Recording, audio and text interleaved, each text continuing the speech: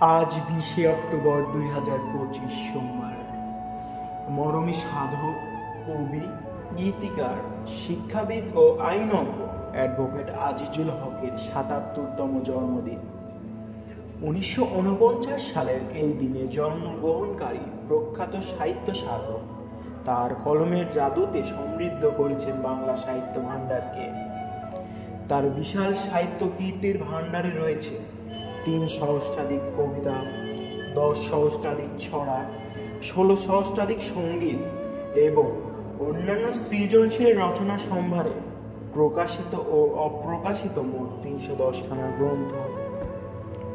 তার এই অবদান বাংলা সাহিত্যের এক অনন্য মাইলফলক হিসাবে আমাদের আগামীতে বহুদূর এগিয়ে দিবে। এই শুভ দিনে আমরা কবিকে জানাই আন্তরিক শুভেচ্ছা ও অভিনন্দন।